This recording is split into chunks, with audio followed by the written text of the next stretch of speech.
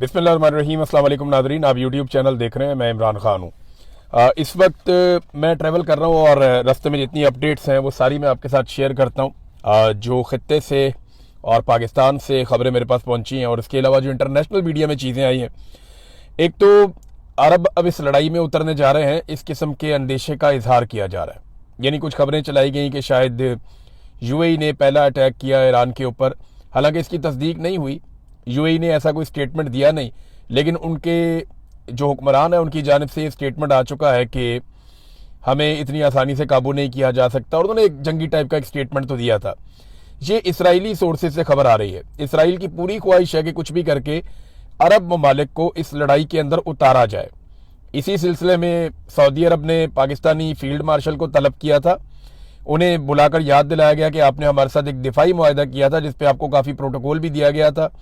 फिर दूसरी बात यह है कि पाकिस्तानियों को याद दिलाने की ज़रूरत नहीं है कि सऊदी अरब के अरबों डॉलर हमारे अकाउंट्स में पड़े हुए हैं, हम उनसे उधार तेल भी लेते रहते हैं। तो बहुत सारे एहसानात हैं।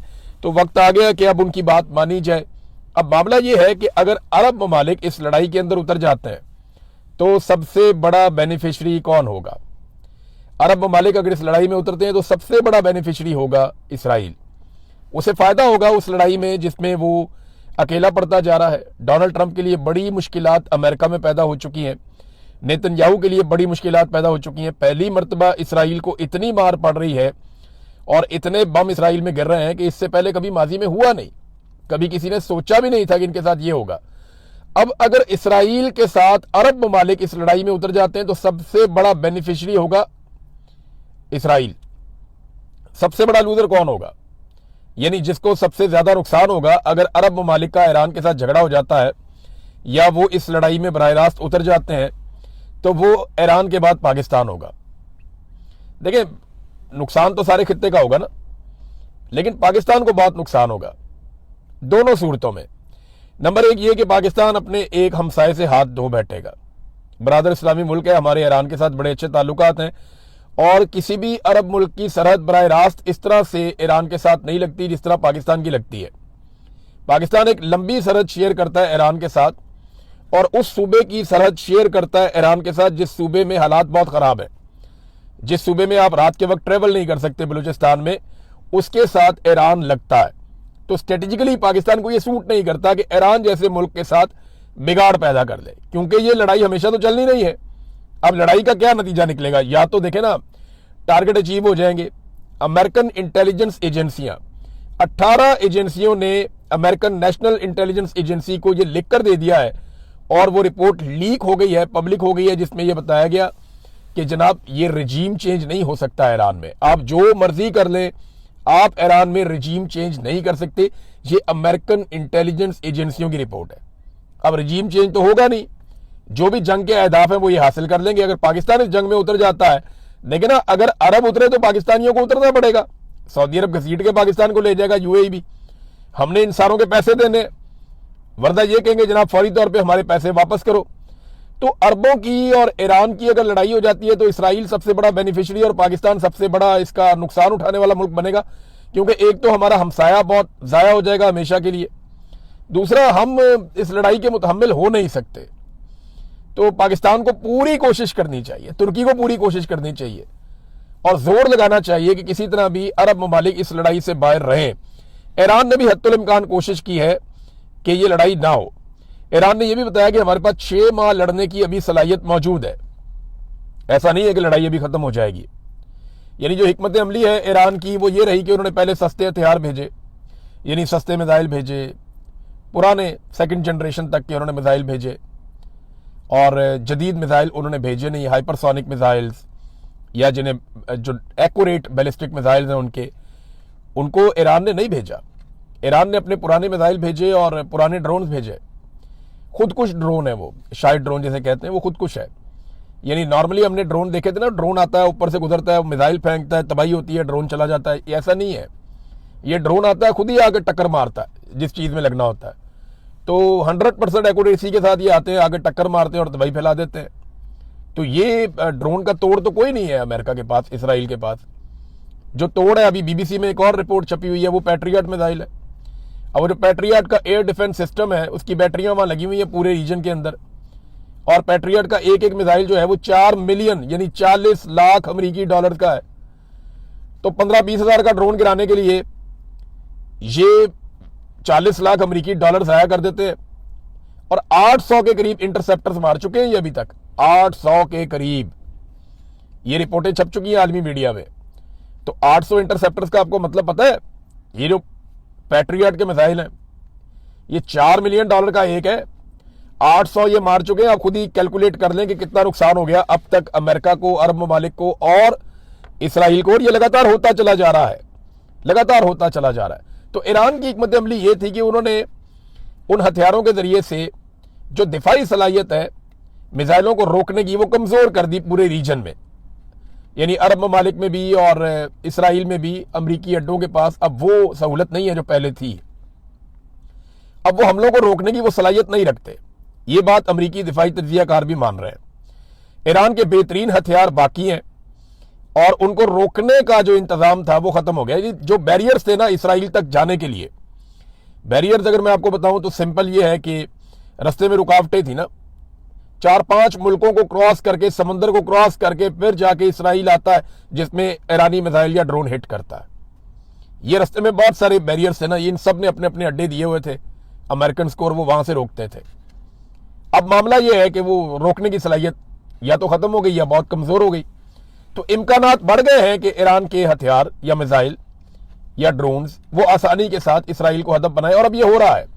जो इंडियन सहाफी वहां से आए उन्होंने बताया कि जनाब ये तो मार रहे हैं इसराइलियों को और इसराइल किसी किस्म की कवरेज नहीं करने दे रहा, वो सजाएं दे रहे हैं, तो 5 साल के लिए जेल में डालेंगे अगर किसी ने इसराइल में तबाही दिखाई तो। नेतन्याहू तबाही को रोक नहीं पा रहा लेकिन तबाही के मनाजर को रोकने की कोशिश कर रहा है।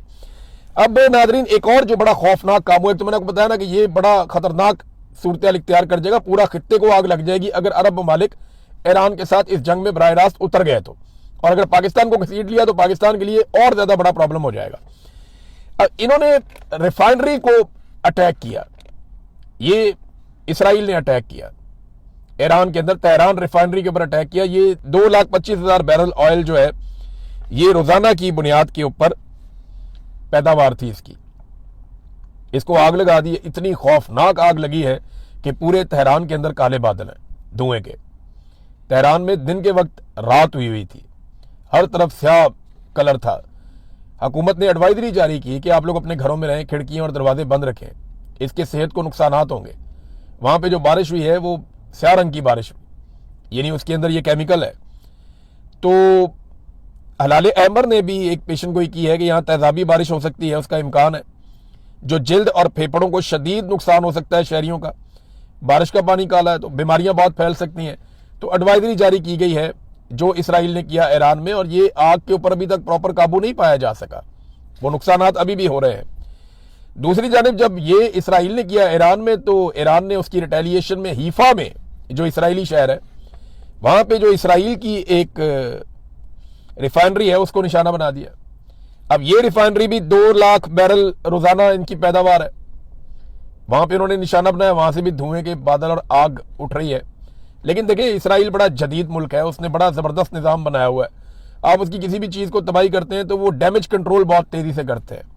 अब ईरान में इतने खौफनाक हमले हो रहे हैं, डैमेज कंट्रोल तो दूर की बात है, उनकी स्ट्रेटजी सिर्फ अटैक की है कि बस हमला करते जाओ, हमला करते जाओ और किसी भी तरह करके दुश्मन को अंगेज रखो हमलों के जरिए से, तो वो हमलों के जरिए से कंट्रोल करते हैं।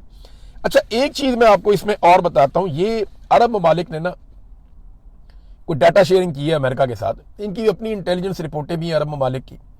तो अमेरिकन को वो वक्तन फवक्तन, क्योंकि उनके अलाई है, उनके इत्तेहादी हैं, तो उनके साथ शेयर करते हैं चीजें। तो चंद चीजें ऐसी हैं जो अब अरब ममालिक के अंदर खदशात बढ़ गए हैं। नंबर 1 ये है कि अमरीकी अहदेदारों ने जो बार बार ये कहा ना कि ये एक मजहबी जंग है या इस्लाम के खिलाफ जंग है, उसमें ना आवाम के अंदर रद्देमल बड़ा ऑब्वियस है, वो पैदा होगा। नंबर 2 अगर ये जंग बड़ी लंबी चल जाती है ना तो इससे मईशत को वो डबो देगी, बड़ा नुकसान मईशत का भी हो जाएगा। अवाम में राय बन रही है कि अमरीकी बेसिस, ये अरब अवाम के अंदर ये राय बन रही है, अरब अवाम ये सोचना शुरू हो गए हैं कि जो अमेरिका की बेसिस हैं उनका हमें फायदा नहीं है, उनका हमें नुकसान है, वो हमें तहफ़्फ़ुज़ नहीं दे रही बल्कि हमारे लिए वो खतरा बन रही हैं।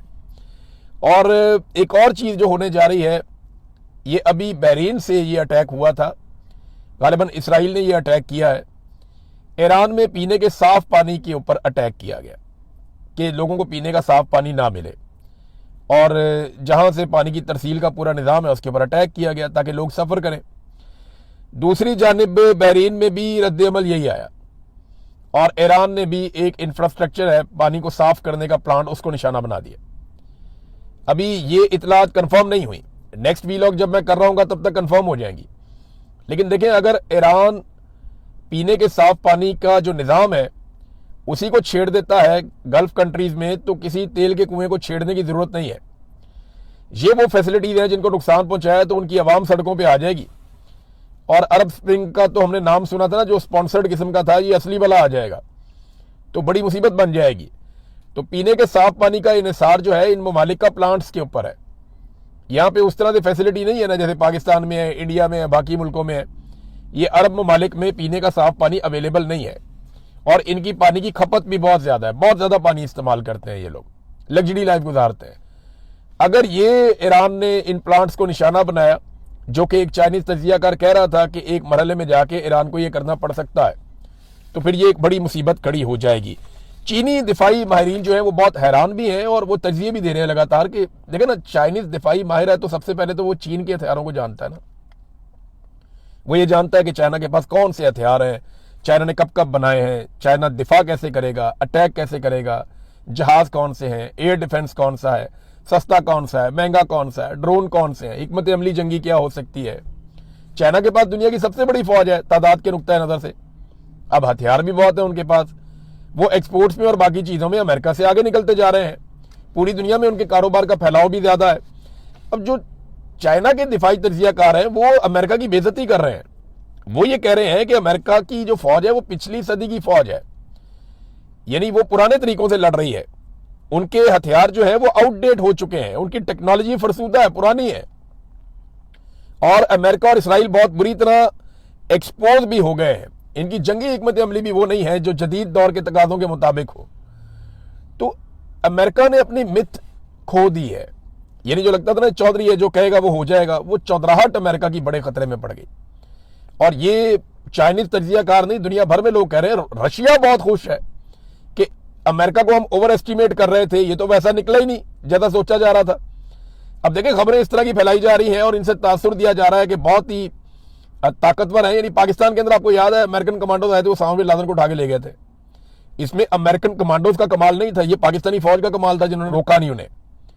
अगर हम वो 2 हेलीकॉप्टर ही आ रहे थे ना, आप उन्हें रोक लेते, आप उन्हें वहां घेर लेते, आप एयरफोर्स के तैयारे उड़ाते, आप उन्हें वापस ना जाने देते। लेकिन अमेरिकन कमांडोज आए, पाकिस्तानी गवर्नमेंट ने उस वक्त तालियां बजा के मुबारकबाद दी और वो उसामा बिन लादेन को उठा के ले गए मार के। इसी तरह वो गए वेनेजुएला में, वहां जाके उन्होंने मादुरो को उठाया, वहां पे भी अंदर गद्दार थे, मादुरो को उठा के वो ले गए वेनेजुएला के सदर को। तो अमेरिका का कॉन्फिडेंस बड़ा बढ़ा हुआ था क्योंकि वो एक फिक्स मैच खेल रहा था, नूरा कुश्ती कर रहा था, जैसे WWF में होती है ना, झूठी मूठी मारते हैं एक दूसरे को। तो अमेरिका की मौजें लगी हुई थी, दुनिया में उसकी चौधराहट कायम थी।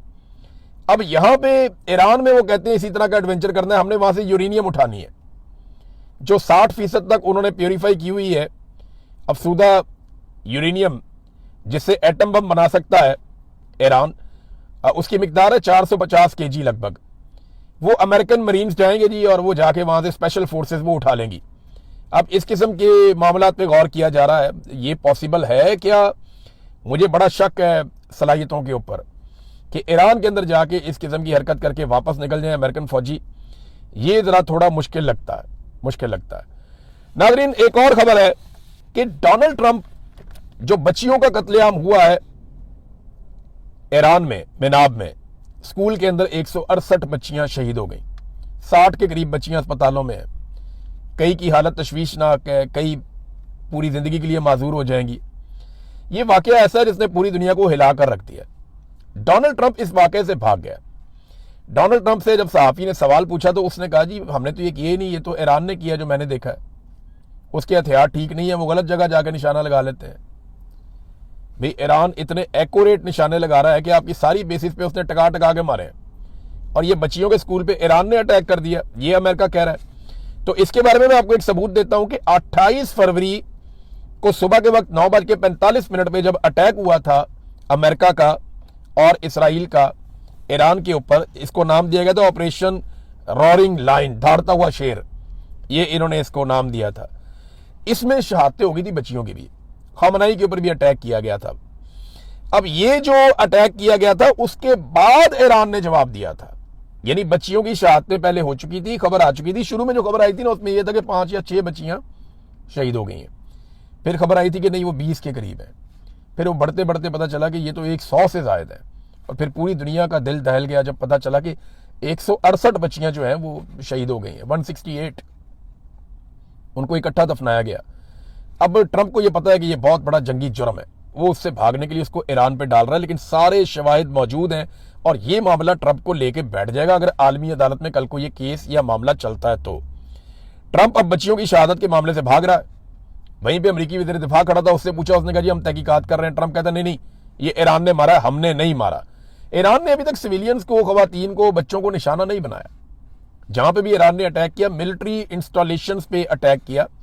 हाँ, क्योंकि अभी इसराइल के अंदर से कोई मनाजिर नहीं आ रहे, कोई तस्वीर नहीं आ रही, कोई तफसीलात नहीं आ रही और नेतन्याहू सारे मामले को छुपा रहा है, तो तब पता चलेगा कि इसराइल के अंदर सिविलियंस का कितना नुकसान हुआ है।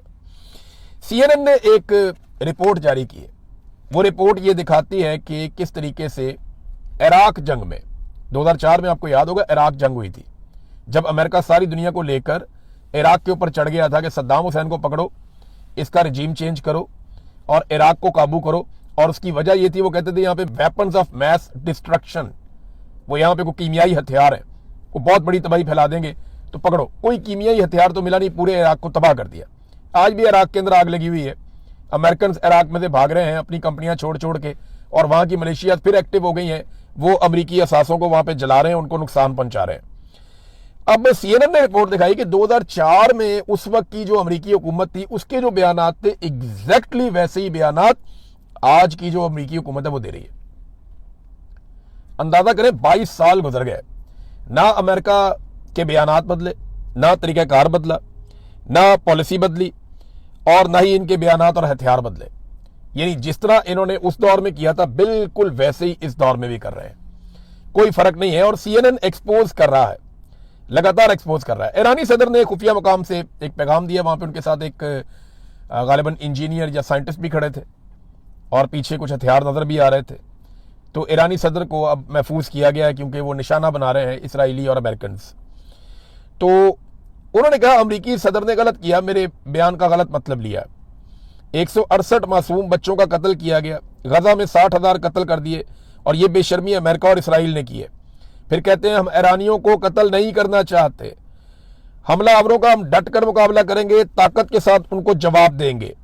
हमने जो माफी मांगी है वो सिर्फ खित्ते के अवाम से है जो इन तनाज़ात से परेशान हो रहे हैं, यानी हमारे ब्रादर इस्लामी मुल्क जो हैं उनके जो अवाम परेशान हो रहे हैं उनसे हमने माजरत की थी। और साथ उन्होंने कहा खित्ते के ममालिक हमारे दोस्त हैं, हमारे भाई हैं, मगर जहां से हमला होगा वहां हम जवाब जरूर देंगे। और ये दोनों अलग अलग चीजें हैं, समझें इसको और सिंप्लीफाई कर लेते हैं। आज एक आपका घर है और एक सामने दूसरे बंदे का घर है। आपका एक दुश्मन आता है, दूसरे बंदे के घर की छत पे चढ़ता है और आपके घर पे ईंटें मारना शुरू कर देता है। आप निकलते हैं, उसका दरवाजा खटखटाते हैं, आप कहते हैं यार इसको मना करो, ये ऊपर से ईंटें मार रहा है हमारे घर में। तो वो कहता है जी मैं इसको मना नहीं कर सकता और मैं इसको इजाजत नहीं दूंगा, लेकिन वो फिर ईंटें मारता है आपको। आप फिर जाते हैं, जाए कहते हैं जनाब ये क्या है यार, आपके छत से चढ़ के मुझे मार रहा है ईंटें।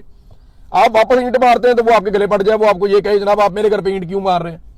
भाई लगातार आपके घर में वहां से ईंटें मारी जा रही हैं। तो ये मैं सिंपल करके आपको बता रहा हूं, बिल्कुल सिंपल करके आपको बता रहा हूं। ये हो रहा है इस वक्त ईरान और सऊदी अरब के बीच में। बहरहाल उन्होंने कहा जी कि ये दोनों अलग अलग चीजें हैं, ये हमारे भाई हैं, लेकिन जहां से अटैक होगा वहां पे हम जवाब देने के पाबंद हैं, वो हम जवाब देंगे। हमें मिलकर इसराइल और अमेरिका को यह मौका नहीं देना चाहिए कि वो हमें आपस में लड़वा सकें। इस बात का खतरा है कि वो हमें आपस में लड़वा देंगे। अब नाजरीन मैं आपके सामने एक पिक्चर पाकिस्तान के अंदर से रखता हूं बिल्कुल आखिर में, और ये बहुत इंपॉर्टेंट है, आपने गौर से सुनना है। ये टाउट्स, ये बेशरम लोग जो पाकिस्तान के अंदर है, 2 रुपए का पेट्रोल बढ़ता था ना जो तत्ते तवे के ऊपर बैठ जाते थे, ये जमहूरे बने हुए थे उस दौर में इनकलाबी सारे बेशरम।